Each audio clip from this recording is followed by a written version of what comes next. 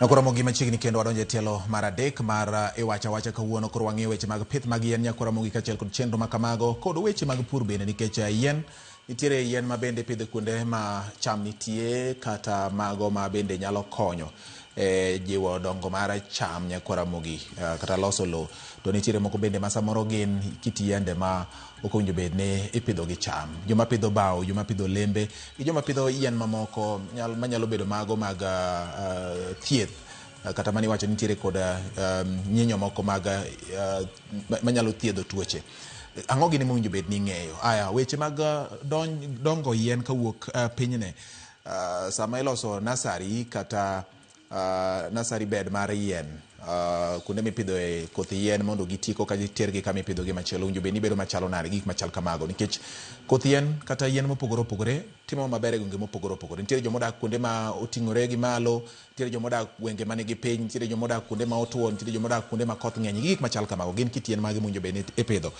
kuona mogi kinde ma sirikal temo dhiro mondo piny Kenya obed gi yien bilion 5 e thuolo ka thuolo jatenda Bonyo ka wan go kae konena ka dalili mar koth nitie to ng'is ni kinde duto ne pidho yien nikech mae gima biro konyo alwora e kinde mabiro to paro ni ma emomiyo wan kaka wuono mondo wakonyo oganda kik bed abeda ni ji pidho yien ma ok nyal dongo ikele kela to bang' ndalo moko ni en gimotuo onge gimokonyigo machiegni John Were e twak ma kawuono erokamano jatelo kuom rwaka kawuono kendi studio ka wawuoyi wach yien yes in jalony weche mag yien gin kuonde mage misetie ma ipidhe yien ma lony mari neno ka koro nyalo konyo ahinya kanyana ma winjo wagie sani ajalony pidho yien nachako kapod atin achako go KEFRI en Kenya Forest Research Institute matiye kuom higni moyuoro bang'e tadhi ICRAF masani iluongo ni World Agroforestry Center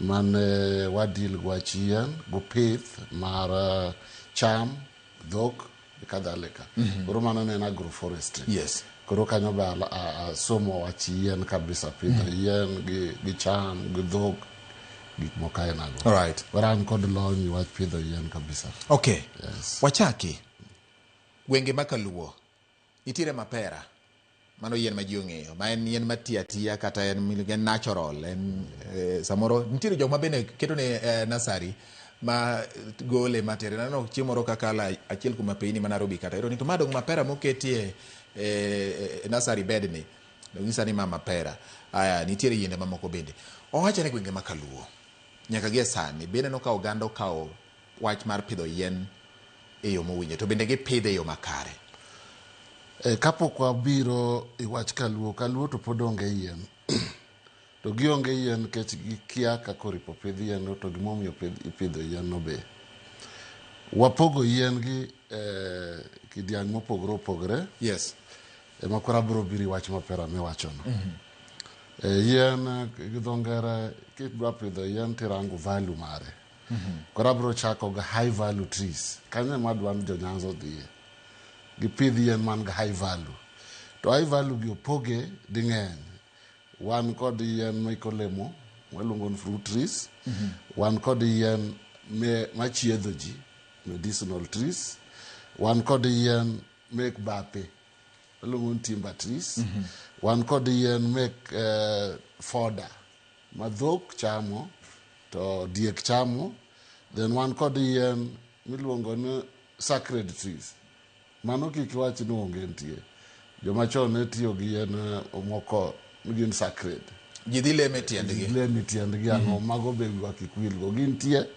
then wan kod yien mamiwa maka yien mamiwa yien mwachuokgo gi kadhalika koro sama ipidho yien tipidho yien king'eyo ni pidho yien mar ang'o ok idhi adhiya tinyiewo yien e chiro tipidho kanyo ma koro wadwan wapog yien gi idwa yien mar medicinal kata mar chiedho ji idwa yien mar timber idwa yien mar olemo koso idwa yien mar chwako koro nyaka ipog gi kidieny mopogore opogore koro kiseng'eyo yien midwaro to koro pidhe tek yot to yien mar tipo ma en okela tipo ji nitie koro man waluongo ni ornamental trees en maridadi okelo tipi dala to moko nitie be maridadi koro mano opogore be koro mago sana ipidhi compound the ornamental trees. To mawuoye gi en yien minyalo pidho puothi maoko, yien minyalo pidho e alwora kara bungu moro midwa ni ketie yien mondo obed abeda kanyo kik bed maonge yien. Lakini koro ornamental trees bentie, mago oriwo maua, to yien ma tipogo, kata inyalo pidho olemo be dala. Right. Koro nitie yien mipidho dala, kidwa pidhe around the fence, kidwa pidhe oko ma dala be. Koro wapogo gi kamano. Koro nyaka ing'e gimidwa pidho. Koro kaluwa, to sani neno ka ji ng'eny pidho yien e dala. Ok gipidh yien oko ma dala ahinya, to ng'ato kotero oko yien ma oko to odwa nopidho olemo. Koro olembe gi mwadwa nwawuoye bende. Olemo man makelo pesa minyalo pidho oko e dala.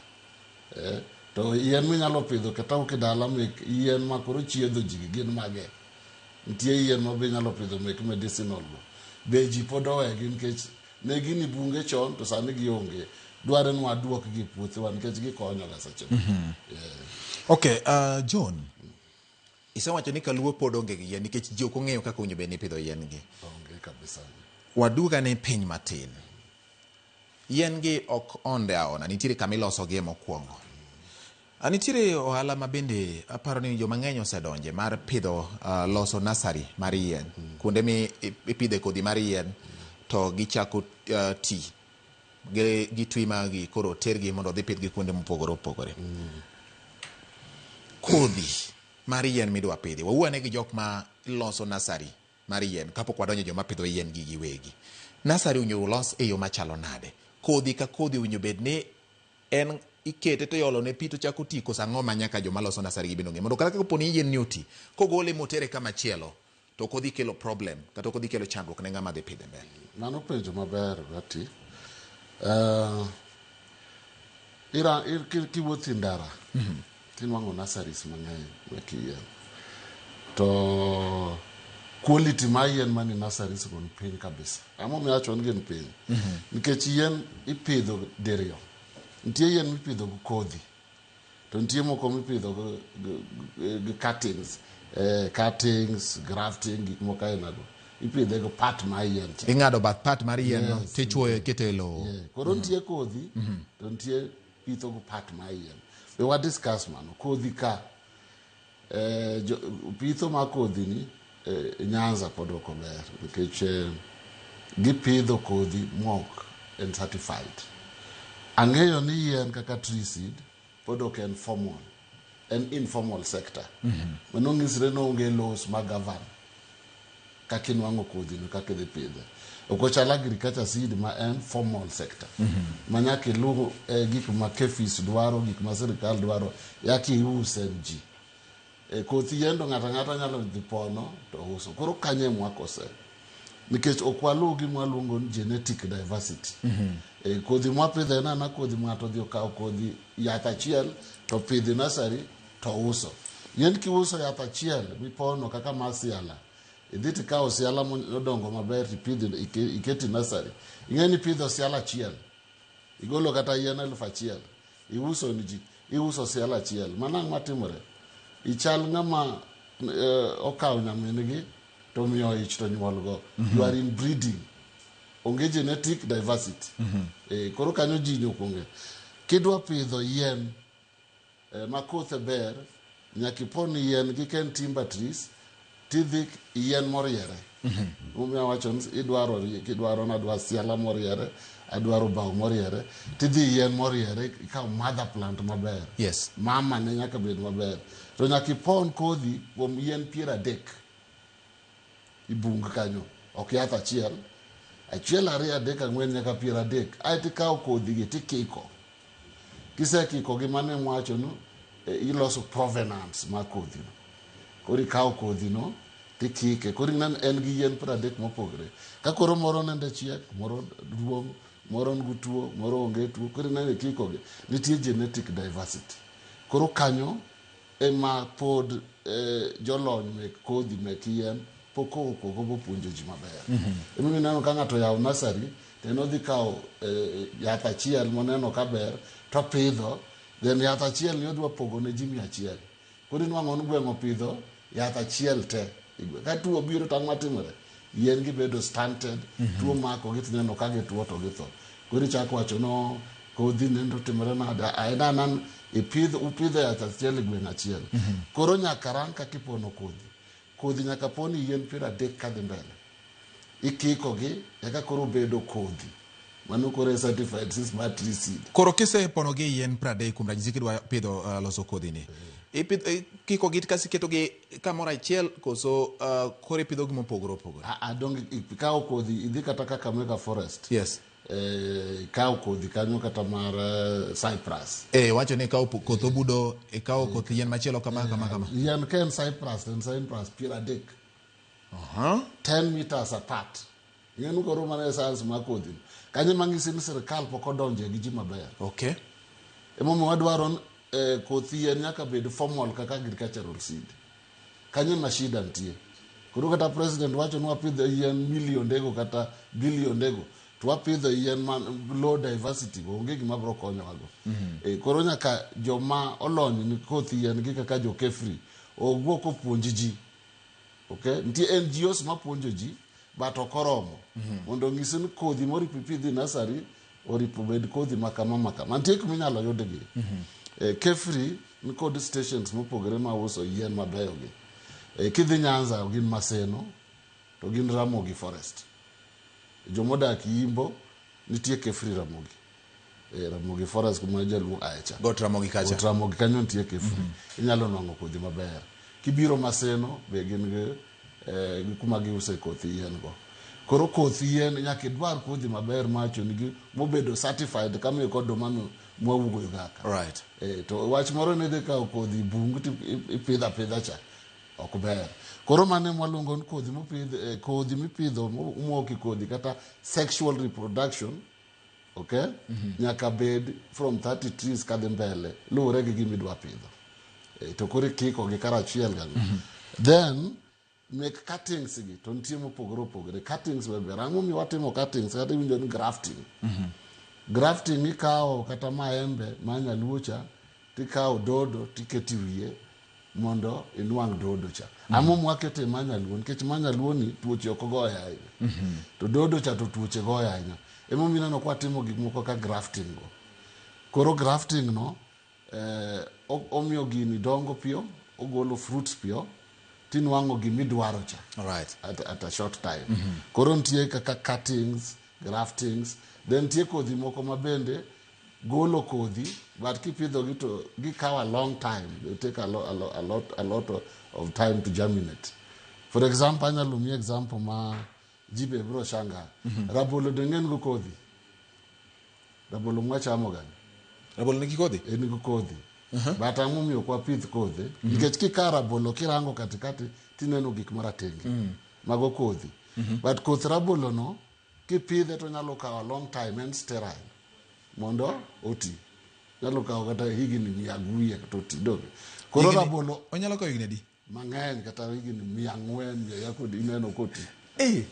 Koro rabolo biro go ingen gibe mutate girango na wabro thoi piny ni wabro rumo. Koro nanga rabolo sakas mare. Yes. Koro sakarin bende nyalo timogo kipidho go kodhi. Koro ikawo saka mar rabolo. Mago is still part of vegetative propagation. Right. Sakas, grafting, cuttings, then layerings, then tie moro mobiro micropropagation. Koro micropropagation titiyo gi tissue. Iwinjo ni tissue culture banana, tissue culture eucalyptus. Mago koro itimo lab. Micropropagation. Okay. Koro yien kod gik mang'eny ma ji nyaka bed nyaka embarrass wach yien ni kata Nyanza kende Kenya mangima pod ji kia wach yien maber joma tin sana mong'eyo but ok gi disseminate this information. Okay. Koro yien mipidho Kenya they are not quality. Gina ji pidho yien mapidho yien. Okay. They are not quality trees. To aneno ka sirkal ema dhiro ni ji opidha yien. Ma iwacho ni sirkal ema pok otimo maber. Gidhiro ni jopidh yien to joma puonjo wach kodhi gi kaka ipidho yien gitin. Okay. Gitin. Koro ok giriti ji mang'eny. Okay. Koro nwang'o ji sirkal wacho ni wapidho yien ano ka ji dhi jo forest sawa gin gitiyo kodhi maber. But koro joma tenders no pidh yien e gweng' ok migi education maber, pidh kodhi makama, los makama. Okay. Odi nwanga gipidho yien ma substandard. Koro kopidhgi nyalo wacho ni wapidho yien 100,000. But kidhi on the ground, inwang'o nonge, moko notho, siju moko ne diseases omako nikech type of seed magipidho no ok en certified kaka dwaro. Erokamano nya John, wadani mondo wawinjane ni jo Homa Bay wacho ang'o e weche mag pith mag yien gi. Ka wasewuok Homa Bay, to wabiro ng'eyo ni saadi munjo bed nikech kane wan kodu kamokalo nowacho ni pidho kodhi mar cham kuom ranyisi ka ji dwa komo ka ji dwa puro winjo bed ni time kapod koth ok ochwe.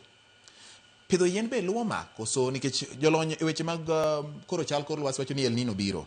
Joma ng'eny biro rito mondo koth ochak chwe koka chak pidho yien. Ma yien to winjo bed ni pidho sama chalo nade mondo ng'at ma gombo ni yiende odongi, yiende obed makare ma ok otho.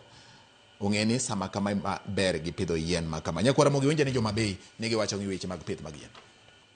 Iluongo ni Nuhu Mola Abdul Masud HSC. An patron mar Plant Trees for Habitat and Environment CBO Homa Bay County. Kendo an beneficiary mar award mar President William Ruto e yo pidho yien. Man kaka ambassador mar yien e Homa Bay County. Kidhi ka County Commissioner iyudo ka yien nitie mbele kanyo mag Olea Africana gi mamoko. Kidhi ka Mbude Social Hall iyudo yien mapidho kanyo. Kidhi Oyugis Law Courts iyudo yien kapidho kanyo. Kidhi Oyugis Police Station iyudo yien kanyo mamaga. Kidhi Kendu Bay Police Station iyudo ka yien nitiere kanyo. Kidhi Kogelo Police Station iyudo ka yien nitiere kanyo mapidho. Kidhi Regional Commissioner's Office Kisumo iyudo ka yien nitiere kanyo mapidho. Schools mang'eny machalo kaka Lala, Gendia, Agoro Sare, skunde pap ndege, skunde mang'eny ma Homa Bay County ka asepidhe yien. Sirikal osetimo matek kendo neno ka chien kacha immediately mane President Ruto donje loch no kelo holiday mar yien ka giriwore gi Interior PS mondo mi wayud thuolo monyalo pidho yien omiyo mano osetimo osekelo mijingo ne jowa e wach mar pidho yien. Gimonego stakeholder tim ma is a noble cause moa kuom Ruoth Nyasaye wach mar environment. Timuru tin matimo, poguru yien nono mana kaka sani an gi wach program madhi timo ka yien osechakore mar 2 seedlings per person per month. Occasions te machalo kata mana liel kata wan public participation mana kaka osebedo kwa time Homa Bay ka dhi mondo idhi pidh yien. Ben Odira Philip, nitiere yien manya pidho juma mokalo e dalana. To chandruok ma wan godo gi yien sana sana Homa Bay County waka en ni koth ok wantiere godo moromo. Omiyo samoro wapidho yien to wabahatisha kit yiende bende opogore to wapidho yien ka ok wang'e ni ma yien modwaro koth maromo nade. Kuom mano gima sirikal nyalo timo mondo konywa godo mondo bunge omedre manyalo ywayo koth kata obed kod yiende mang'eny en ni nyalo tim puonj ne jopiny mondo wang'e kit yiende mwanyalo pidho e seasons mopogore mondo kik wathor bahatisha tu ni yien moro amora mwaneno to wanyiewo wapidho ka ok wang'eyo ni bende yien no dwaro koth maromo nade to bende en yien manyalo timo maber gi e kinde machal kod mano. Ka wanyalo ng'eyo bende kit yiende monego wapidhi e alwora mar udi gi monego wapidh mabor, taparo ni ji nyalo bedo gi ng'eyo kendo gi yot mar pidho yien e miechgi. Iwinjo kaka Homa Bay oloso John. Jal mokwongo wacho kuonde mosepidhe yien, aparo ni en ranyisi maber ne joma moko ni ber mar rito alwora en kama. Ng'enyne king'iye en ong'iyo institutions, nyiso ni gin kuonde mag manitiere kod apise mag sirikal kata mag sikunde ma onge pur madhi e nyime kuom ranyisi. Koro timo gi kuonde ma yien go kende ema nyalo dong' ni ochung' kuonde go. Jama chielo moloso owacho ni ji ok ong'eyo kit yien mwinjo bed ni gipidho. To bende ji ok ong'eyo ni to winjo bed ni pidho yien sama chalo nade mondo yien gi obed mangima ka gidongo ka gin kod chia maber. To mano gima na penjo. Chieng' mane wan kodu kama otelo ne nitiere twak mamit ahinya e wach mar ni to en sadi mwinjo bed ni ji kome. Bed ni komo sadi to nowacho ni winjo bed ni komo sa ma piny pod otwo ka irito mondo koth obi. E yien ka sadi mwinjo bed ni ipidho yien. Koro koka inawacho ni science ma yien opogore gi agriculture mabor. Yes. Nikech yien nyaka losi nasari. Kiselose nasari nitie samo kawi nasari yaka kori kawe kedhi pidhe. To nasari kumipidhe yien seedbed cha opogore gi mar agriculture. Seedbed ma yien and sand kuoyo emikete koth yien. Abiro nyisi gimomiyo en kuoyo. Ma ok anyal keto lo maranywang'. Kiketo lo mwaketo ga mek agriculture ka. To koth yien kod mo mang'eny. Koro ibiro nwang'o no mo chande kute donje. Kech lo manini no mayom no kod microorganism manyalo donji kothe go to towo gi chamo gi to gitowo. Koro kidhi godo to nwanga kodhi mipidho cho towo kidiye odum nikech onwang'o microorganisms kata motamo. Koro science wacho ni koth yien ipidhi sand for germination. Gero sand no nyaka bed bende sterilize en ichwake mondo microorganisms otho obed kuma ler. Kech koth yien otimo mo mang'eny mafuta. Koro kisekete kacha yaka koro koseti yake prike igole kacha titere pots gino tase moko mineno ga ma ji nyiewo mokinyalo kata kawo gi chak ikawo mkebe koro iye kise prike kigole nasari kacha. Koro pricking no be en another science. Ikawe ti prike ai kosedongo ka kata some weeks luwore ka en yien madongo piyo kata maybe 4 weeks 5 weeks ti harden ngeni ikete itipo. Koro kosewo kitipo kati harden isan for sometimes kada 2 weeks Ikete chieng. Mondo bed hardened. Kosebedo hardened yaka kori kawe tidhi pidhe kumidwa pidhe i puodho. John, lernwa gimoro ka. Koth yien ok owinjo bed ni agola kucho takete pots e otase moko molure kata mkebe. Owinjo bed ni nitie kama ipidhe mokwongo kokikele otase gi pots gi koka ibiro tere kama wach nursery. Yes, nursery. Nitie minyalo pidho direct. Okay. It's allowed. Gik kaka moringa. Moringa ji chame saidi wacho ni sijui chiedho tuoche mang'eny mago some of the medicinal trees. Mantie tuoche magi chiedho manor kan mowuoye kawuono ahinya. Yes. Then magi nyalo pidho direct. But nitie kothe kaka eucalyptus, cypress matindo go. Pidho gi pot direct te. Koro nyaka iketgi nursery. Koro yake prike gi tiketo gi pots. Kiseketo gi pots ti harden gi yaka bang'i biro tero gi pap. To pap kucha be luwore gi kaka ipidhe gi. Gin timber trees, gin fruit trees kose gin ang'o. Spacing opogore. Bur mipidho cha bende nyaka ikuny maber. Kaka kore wadwa wacho ni dwa pidho yath kata ma timber kata ma fruit. Bur mikunyo cha en what by what. Koje kore bur matin. Eka kikunyo ga bur rabolo cha. Rabolo kidwa pidho to kikunyo bur maduong' kabisa. Yes. Etikete. Then mani be at least nyaka bed ka 10 to 2 by 2 feet kata 4 by 4 luore mondo nwang' that teko mogo pincha. Koro kisekunyo burni to iriwo mbolea. Koro ka nendi gole sand igole mbolea matin miriwo kan ng'en sami kete pot nitie be kaka iriwo lo mani pot cha. Nitie sand kanyo, nitie topsoil, to nitie manure.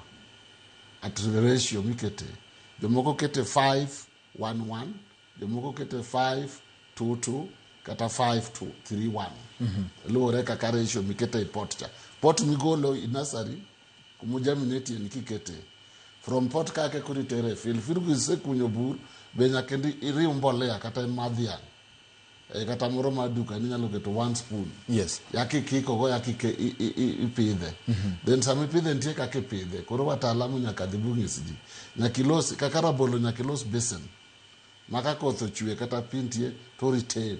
Oki ume ka ng'ama umo liel. Maka koth ochwe to runoff nyalo betie. Dware ni maintain that water. Koro oki ume te. Moro mapi nyalo betie. Okay. Koro nitie kaka ipidhe. But yien koro nyaka ipidh at the onset of rain. Onset of the rain. Mane mwaduoge ka bang' wuok e yweyo moro matin. Onset of the rain nyiso ni sama koth ochakore. sama ko chalo agriculture mi pidho before dry planting cha yien pidho on kecho dwaro pi mondo mak o germinate. Okay. Yes. Yakura mugi wadhi yweyo matin monyiso godo mago ma waikoni koromo saa 7 omiyo kamoro mara maintie ma en Ramogi TV wacha kawuono ni Yakura mugi sani wang'iyo weche mag pith mag yien medo kwan mag bunge gwengewa. Bunge ok ni bungu mani gi yien mang'eny, en ni kwan yien ma oketi e alwora. Ka waduogo wabiro ng'e ni sama opidhi yien, sama koth ochakore, kopo ni en koth machuok to ang'o mowinjo bed ne timo, ka en koth mang'eny ang'o mowinjo bed ne timo. Mar ariyo Yakura mugi wabiro ng'iyo bende ni to gin kit yien mage mowinjo bed ne pidho gi cham mamoko kata kuonde minyalo purie cham mamoko. Kik idhi mabor, waduogo bang' thuolo machuok.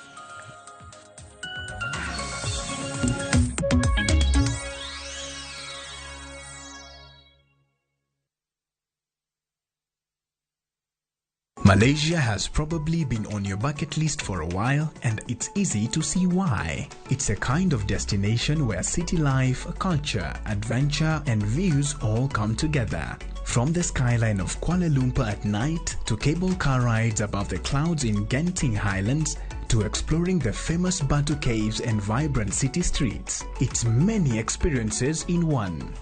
That's what makes Malaysia perfect. Experience 4 nights in Malaysia from $1,220 per person sharing. Visit www.viewtravel.com or call 0703-254-254 to book.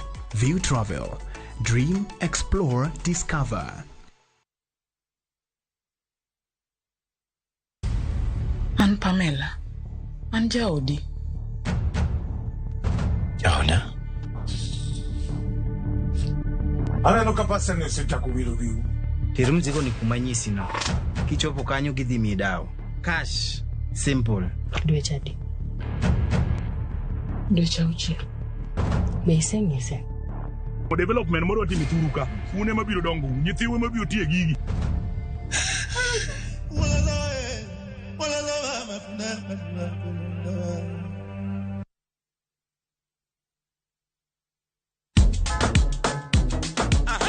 Wuktich ka wuktich, yawuot luo ting'o duondgi malo, ka piny luo chiko ite.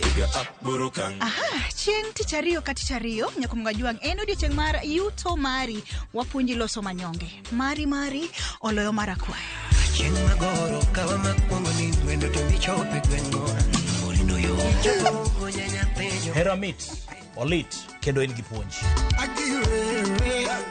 Kanyo bende wawacho ni in kaka ng'ama miyo, bora ni Nyasaye omiyi teko dier piny kaendi, in miyo monyalo. Tich ang'wen pado manyachon kod mbaka mamit machon ka okelo ni kamane.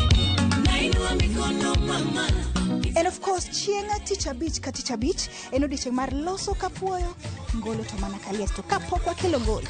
Wapuonjwa ni timo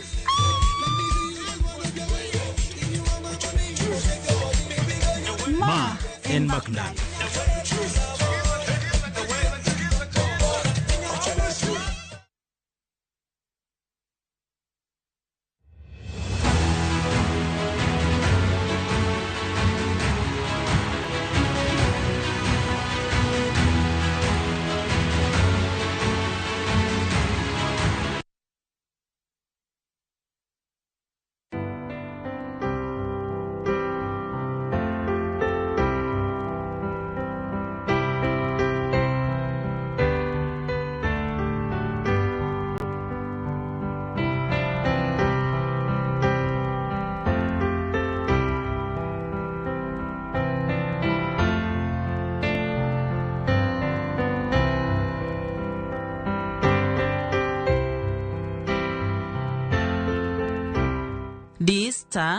*811*271# mondo iyud Blessed Assurance kaka skiza tune mari.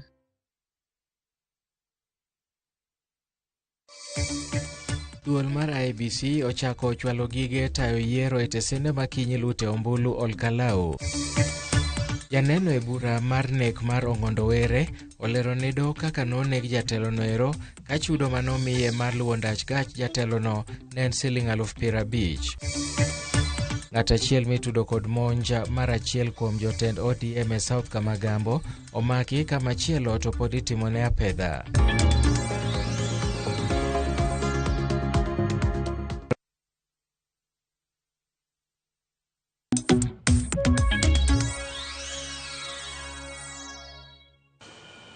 machiegni kendo nyakora moge twak mare wacha wan kidieny ma koro wang'iyo godo weche mag pith yien. John, kane wapok wawuok mar dhi e yueyo, ne wacho ni yien owinjo bed ni pidho sama koth ochakore nikech odwaro pi mang'eny. To kopo ni en koth machuok, mati timo nang'o? Nitie yien madwa pi mang'eny. Yes. To nitie yien madwa pi kiasi ma kosemoko to endelea maber. Koro ema sama wachako ta wuoyi wache yien mopogore opogore. Wacho ni nitie yiend olemo, nitie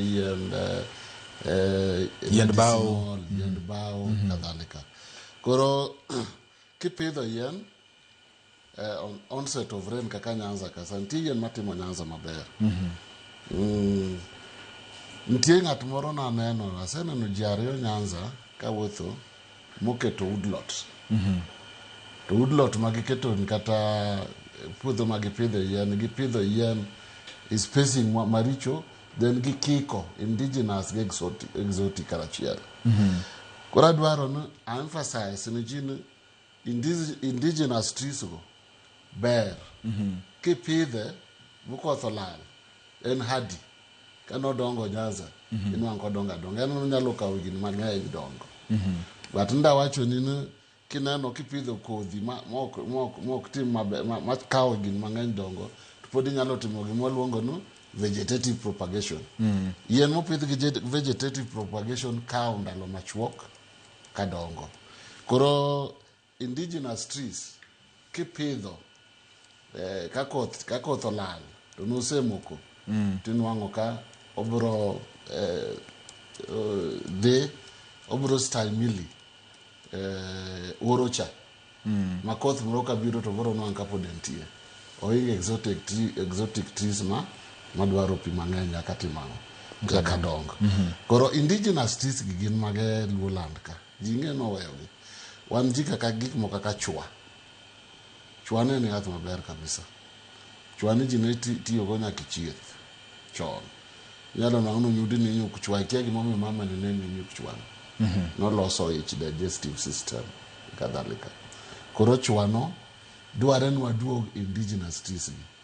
Nitie yien kaka yago. Ng'e yago ma Wakikuyu luongo ni moratina. Yago ne ng'eny e gweng'. Yago manigi tunde maboyo boyo. Joluo wacho ni yago kopidh yago. It is true, onyalo dongo through rootings.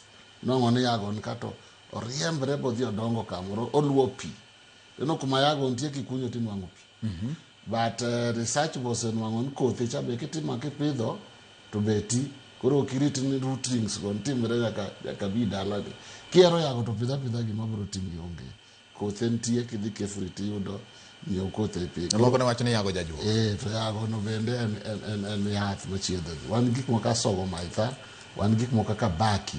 Mago yien mabeyo kabisa no indigenous manene inwang'o nene ji tiyogo kata ichieth chon. Sogo maitha ka baki no kipidho in the onset of rain kata ka koth olal, tibiro nwang' kok otwaye. Inwang' ko o-fight nikech mano en environment ne. Joma masani inwang' kadhi ornamental sana gi exotic.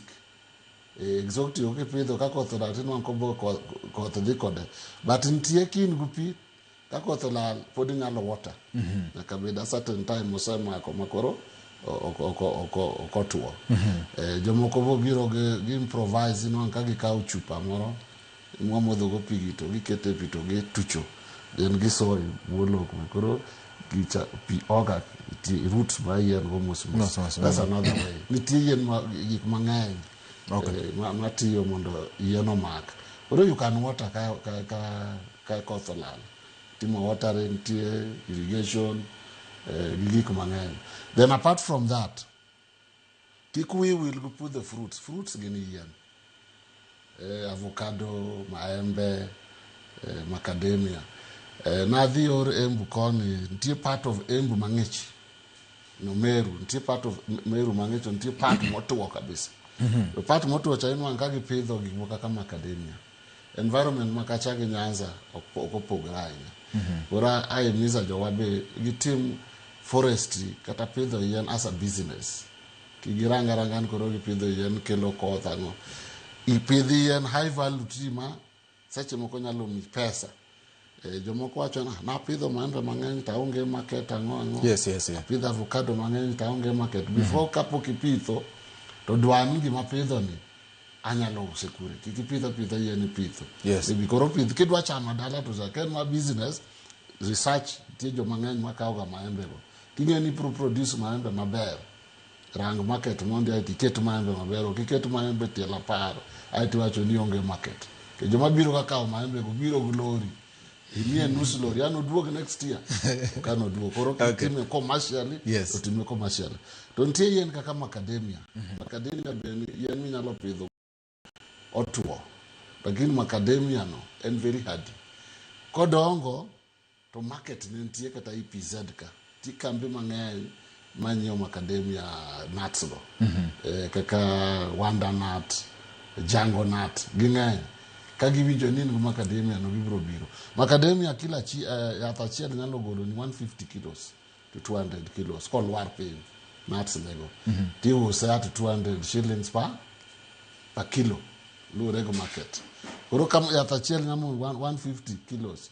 Ti use at 200. Domano trees mitimo go business. Koro en kikete kata par alwora ma dalani as a fence tree tinwang kitimo forestry ken kod business mind mari. Koro sama pidho yien wapidh kwang'e ni wapidhe nang'o. Kik wapidha yien pidho yien ok na sijwa bro timo ma. Ipidho yien manwang'o pesa kosi pidha yien ma mondo obedi puodho kanyo. Nitie yiende moko ma nkech time ankech aringo nitie yiende moko minyalo pidhi dho pi. Ok yien te minyalo teri dho pi. Nitie yien ma kinyalo pidhi aora. Kech obro tuo aora no gik moko kaka eucalyptus. Yes. Ok ber kipidho aora baucha. To nitie yien moko mane kiwuotho chon tinwang'o ka jonyuol opidhi aora kaka jamna. Aparo nung'e jamna. Yes. Jamna en kodongi aora tineno kogolo fruits go ang'o jomosechamo jamna ng'eny to koketh aora. Koro yien kaka jamna no kipidhi aora inwang'o ka odhi maber gi yien mamoko mang'eny. Then nitie yien ma koro be inyalo pidho go compound kati puodho goduma karachiel. Mane gima samoro jopiny wacho ni napidho yien ma kama to ketho na lo. Apidho ka to gini kadok pidho kata mana cham. To koro gini nega cham. Otieko mbolea. Nawinjo ka gipenja i radio Ramogi last week aparo. Yes. Eucalyptus daki pidh gi cham karachiel. Kech omadho pi. Oketho lo.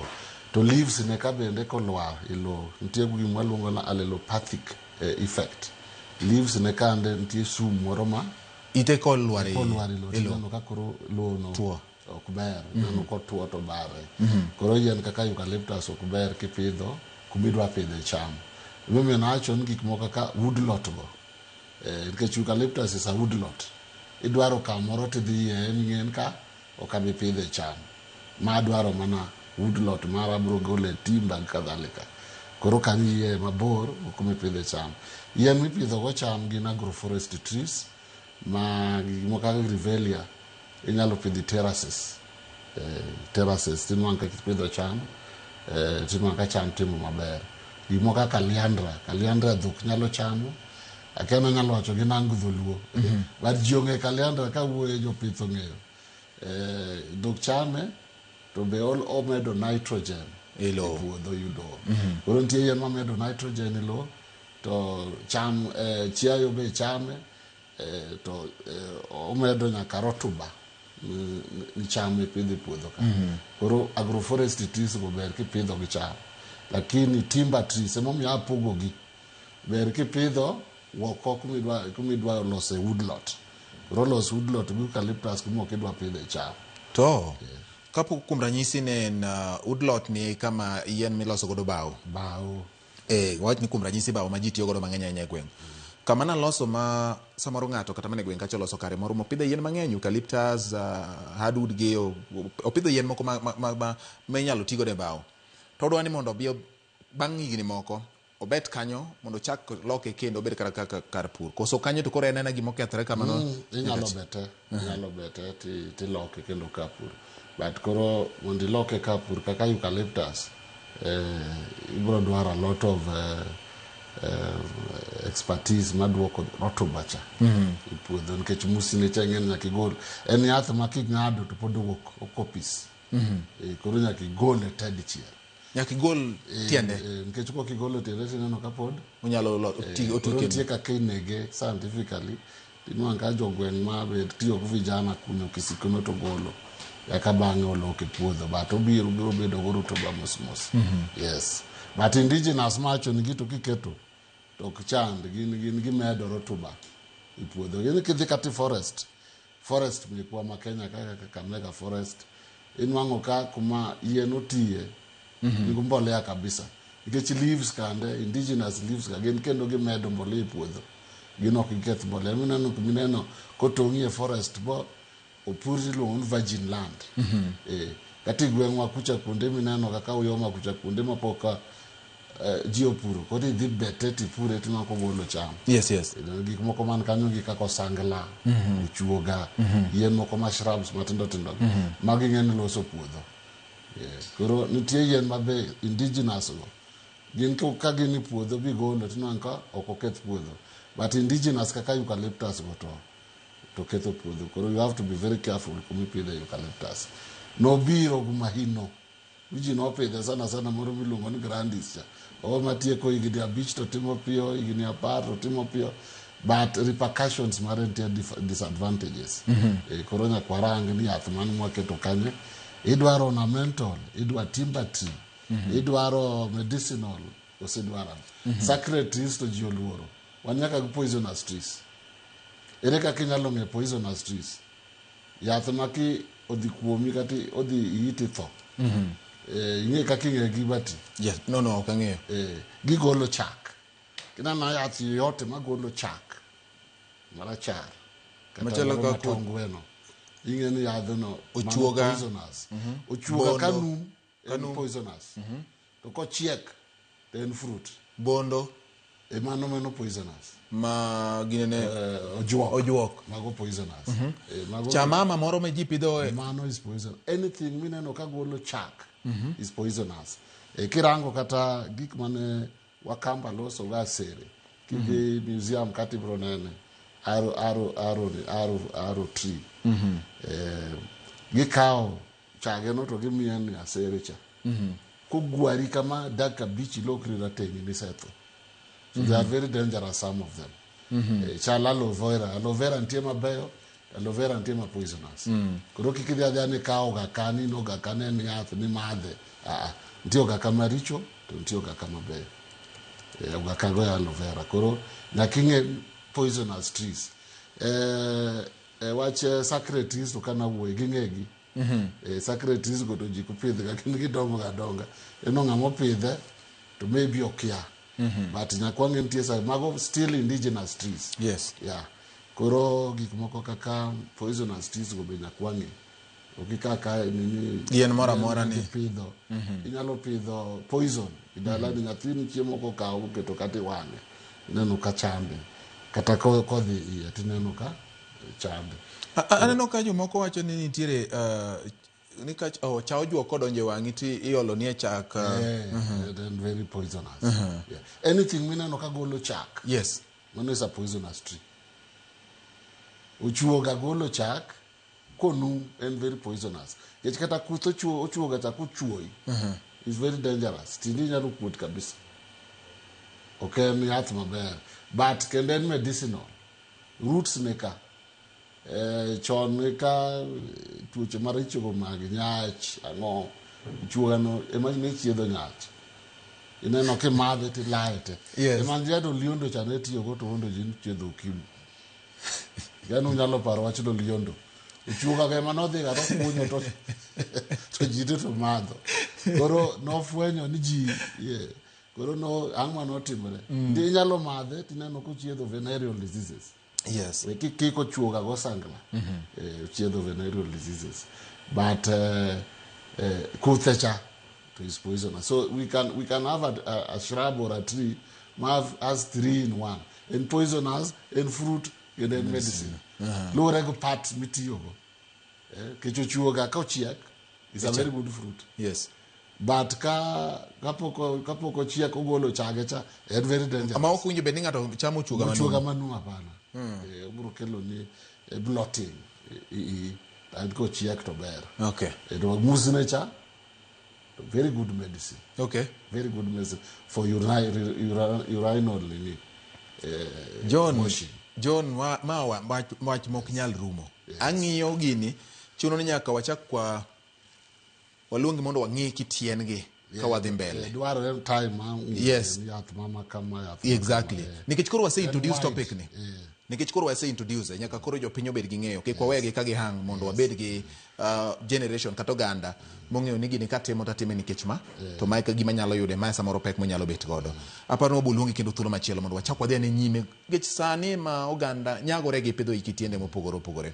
Wach ni mogik ma inyiso nyikwara moga jwang e weche mag pith mag yien ka iyo makare monjo bed ni ging'eyo.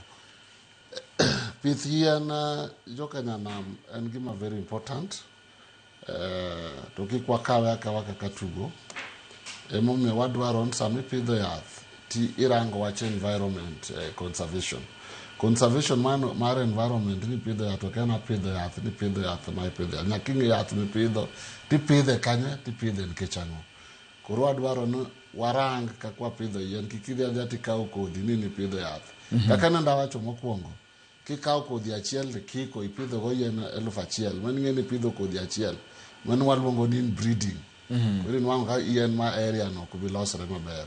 Koro wakaw yien gi seriously. Wadhi kuom jomosomo yien mbalariany na simo son kudhi maseno kefu inyalo puonjo mang'eny. Joma nimbo nyalo dhi go tramogi inyalo puonjo maber. To wach yien en topic maduong'. To kuonde ma mineno kwa purogo mane gin kaka wetlands. Yes. Nitie yien moripo pidh wetlands. Kaka kuonde ma ipidho chele. Chele go. Dio wawacho ni Dominion oduog. Dominion be koduogo nyaka pog kumipidhe yien.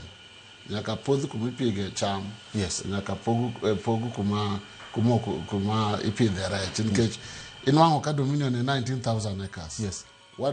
Cham idwaro 6,000 acres kende. Kawatieko yes. To yien idwaro 4,000 acres.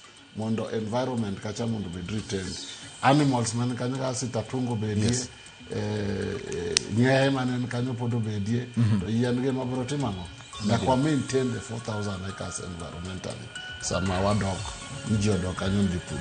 All right. Koro mok nyal timo mano to kia gima timo. Erokamano John. Wach ni wabro duoge nikech pith mar yien ka jatenda Ibonyo kinde ka kinde ka waromo to piny ni to bende isepidho yien. Taparo ni ma en chenro mamit ahinya e kinde ma bende sirikal temo jiwo piny mangima bende temo jiwo mondo piny obed gi yien mathoth mabiro konyo muonyo kwiri mawuok e kor lwasi kolure kod lokruok chal kor lwasi. Erokamano nyakwara mogin bende kuom kete wacha kawuono. Erokamano John Were jalony weche mag yien. Obiro duogo kode kendo thuolo machielo mondo wachak wadhi nyime gi twak. Nyinge en George Bati. Oriti masane.